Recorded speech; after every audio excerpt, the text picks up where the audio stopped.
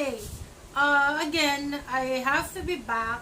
Although, I will be uploading this late so that hindi late. Yung una yung kanina, no? Sa Nazi. No? Yun yung una-unahin natin. And this time, we will discuss the problems with human subject experimentation during the Imperial Japan. Okay? So, to start with, so it's not only Adolf Hitler, the Nazis who had or who have committed same mistakes or same ano tawag dito? Savage, no? Savagery. Okay. So you have what we call the Unit 731. It is a Kempeitai Political Department and Epidemic Prevention Research Laboratory. Again, Unit 731 in history is actually the Kempeitai Political Department and Epidemic Prevention Research Laboratory. So from the word itself, parang ang ganda, no? Epidemic Prevention Research Laboratory. Okay? It was headed by Shiro Ishii, no? Yung Unit 731. So kung papakinggan mo, maganda siya, no? Prevention of epidemic So, okay. Pero, sa katotohanan, ginamit po nila ito, no? Para makapag-conduct ng several tests using prisoners of wars, okay? Or criminals without even giving them the full rights, okay? So, what are the activities that happened in Unit 731? They also did the vivisection. By the way, I forgot to tell you, did you know that the heart, the physiology of heart was being discovered by, anong pangalan nito? Nawala sa isip. William Harvey. And William Harvey did a vivisection. It was a prisoner also whom he had an agreement that everything will be given to the prisoner. He will be set free only if and only if he would allow Dr. William Harvey to do the experiment of checking how the heart works. Kaya circulatory system is actually a man, thanks to the man, no, who have suffered his life. So, tiniis niya yung pain, pinabuksan yung dibdib niya para lang makita yung flow of blood. The circulatory system, the pumping of heart. So, vivisection din yan. So, you're alive and then no? Now, going back, on units at Unit 731, again, this happens in Japan, ha? Okay. So, vivisection. So, the prisoners, their limbs are amputated, no? Para lang malaman on the study of blood loss, no? Paano sila nauubusan ng dugo. Pero may mga taong ito, ano? So, they will, the limbs are removed and then attached to another part or to the opposite of side. Kunyari ba naman, ito ba namang right mo, puputulin, ililipat dito, tapos yung leg, ililipat dito. Ganun lang. Ganun lang yung gusto nila palumaya. Hindi na lang yung nerve, no? Not yet. So, they would just want to establish the fact that you can interchange the limbs of a person, which is definitely, actually, the purpose of that is, for example, a person or their soldiers were badly hit, tapos nasira na yung left armor, if they can replace it with another one. Okay? So, some of the prisoners' limbs were amputated or were frozen muna and then amputated. So, what happened? So, finreeze sa freezer yung kamay mo, tapos saka siya puputulin, gano'n. Okay? So, gano'n yung mga panahon na yun. And others, limbs has been, are frozen and then thawed to study the effect of the resultant untreated gangrene and rotting. So, ibig sabihin, titigil naman talaga yun. Yung pagkabulok ng limbs mo. Kasi na, frozen di ba? May inhibit naman. Pero it's bacteriostatic, bactericidal. Extreme temperature can be bactericidal na makatitigil. Pero, Diyos ko, susaw ka, no? Di sakit nun. Okay? Some prisoners had their stomach surgically removed and the esophagus reattached to intestine. Oh, di ba? Merong basis yung ano. yung ginagawang, pagka yung ano ka na, morbidly obese, yung sobrang laki mo na, yung picture ko, binabawasan, ang tawag doon. My medical friends can answer that. Yung pinuputol yung, I forgot the term, no, am I correct? Please correct me if I'm wrong. Variectomy, something, I don't know. Basta ikakat yung stomach mo, paliliitin, no? O, di ba? Ito naman, tinanggal talaga yung stomach. Sige naman yung esophagus, no? Ano yun? Diretso, no? Yun yung literal paglunok, labas. So, yun. So, parts of the brain, livers, and lungs were removed from some prisoners for study. Okay?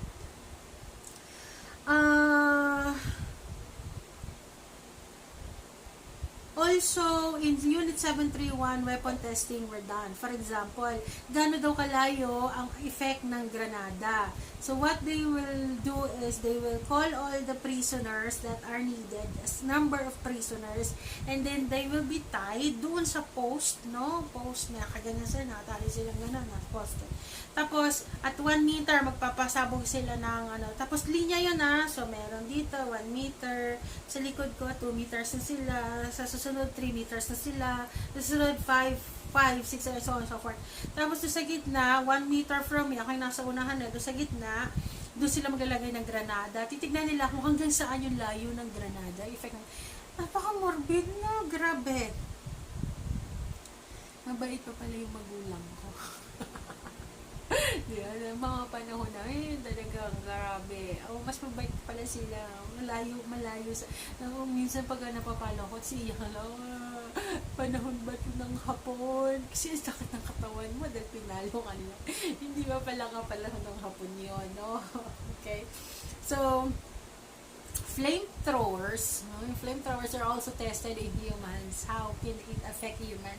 It can cause pain only or can it cause death. Okay? So, humans were tired. Yun sinabi ko, humans are tired at stakes. Tapos titignan mo kung hanggang saan ang layo ng mga bomba na pinrepair mo. The TNT, the grenades. Okay? So, yun. Ito yung matindi. Unit 731, they have the germ warfare. Di ba epidemic prevention research laboratory sila, but it's not. They are actually collecting those bacteria, organism, or I don't know if they're a virus. Parang sa tanda ko sa kwento sa ni Sir Oil, bacteria, no? Yung Yersinia, cholera. Actually, they cultured several. They have increase the population of their culture ng Yersinia pestis, which is the cause of the bubonic plague or black death, no? So, and also the cholera. So, what they did is, ang kwento sa akin ay, in one river of North China, if I have remembered it correctly, they poisoned the body of water, the river, with cholera. And because of that river actually is where the people is getting their water, their for drinking, for cooking, and for personal hygiene. Tapos, syempre, drinking nga, malinis kasi yun. So, they took it. Tapos, nag-cause sila ng death because of cholera. Cholera nga ba, dysentery? Basta something like, basta those that can cause gastroenteritis, worse, no? So, yun. They use that to subdue North China. So, bawas na yung tao nila. Parang ito, nangyayari sa COVID, diba? Parang, nababawasan yung tao sa mundo. Mas madali mo kasi makaka-capture, no? Madali mo siyang masasubdue. No? So, yun yung ginawa nila. Also, sa Yersinia pestis naman, so they have collected this Yersinia pestis, infected the rodents, tapos nag-collect sila ng fleas. Kasi, di ba, ang vector kasi ng Yersinia is the flea. Ang carrier, ang reservoir niyan is the rat. So, rat flea ang kailangan mo. Synopsilia chiopis yan, I don't know. Tapos, meron sila ng mga fleas na yon. Tapos, syempre, kinagat si rodent, nasa kanila sila. Kala ng mga tao, magsasaboy ng, for example, yung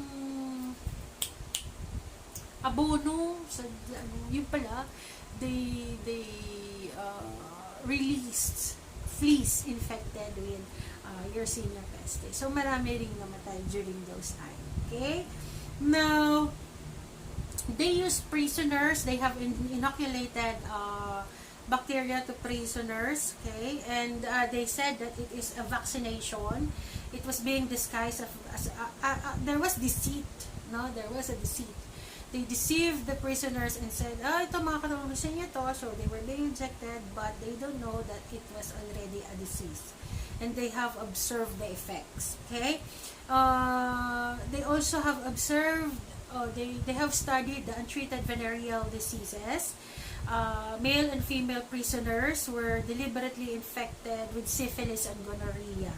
Okay? And then they were subjected to studies. Hindi rin alam ng mga prisoner na yun na gonorrhea and syphilis yung in-inject sa kanila. So, ayun yan. Prisoners were infested with fleas in order to acquire large quantities of disease-carrying fleas for the purpose of studying the viability of germ warfare. So, yun. Okay?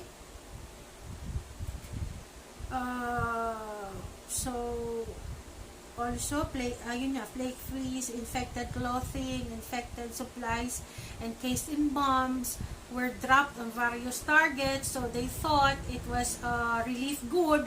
Tapos, pagbukas nila, meron na palang mga fleas doon, no, that will infect the target. So, meron silang cholera, anthrax, and the Black Plague. Okay? So, ayun siya. So, yung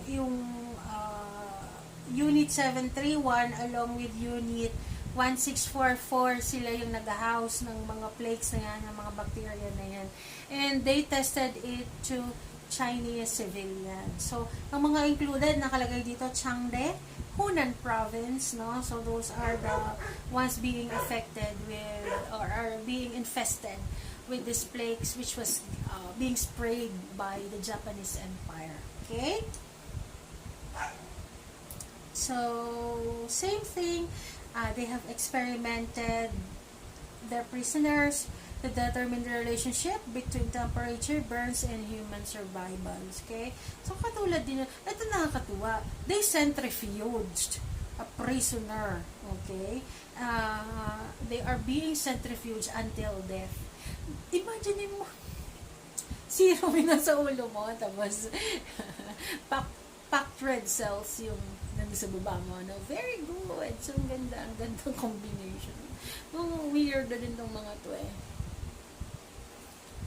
So, yun yung mga ginawa nila noon. Okay? So, ikaw i-centrifuge ka. Ako nga, iikot lang ako sa roller coaster. Nakakaano na. No, ibuwas ng 8K. Sige, maghihiyaw kayo dun. Malamang, dodoble number ng COVID. Okay? So, ayun lang naman. Meron din silang expose sa lethal doses of X-ray radiation. Okay? Gas chambers also. Basta ginaya din nila yung yung sa Nazis. Now, ito yung masaklap. They buried humans alive, including infants. They tried. They had an experiment with them. So, they would want to know up to what time, no, maubusan ka ng oxygen and will render you to death. Parang gano'n. So, pati infant, imagine. O, syempre, magkaiba nga naman ang tolerance ng infant tsaka adult. Na? Okay. So, those are the tests. Okay? That has been done. So, definitely it defiled humanity at the same manner that it has defiled science. Now, because of this, because of what the Nazis and the Japanese Empire have done, there was a post-war response. Now, the post-war response will be discussed on a later time. Time talaga. No? Siguro para iba naman yung support damit. Hindi nakakahiya. Okay? It will be discussed. I just want you to just analyze, realize, no, what had happened during the Nazis' time and the Japanese Empire. Now, here is the question, if you were able to finish both of the videos. Make a reaction, okay? A reaction on how experimentation was done before, or where experimentations were done before. A reaction that will discuss on if experimentation is really needed. Okay? How does it affect the experimentation process? And dito sinabi naman, it defiled the humanity, it defiled science. So in what way? You just have to justify, okay, the last statement. It defiled humanity and it defiled science. Okay? So just want to post it in the stream. I'm gonna check it. Okay? In the stream dun sa ating so that it will be used well. Okay? So have a nice day ahead of you, and thank you for listening once again. And this is your Dean Rona signing off.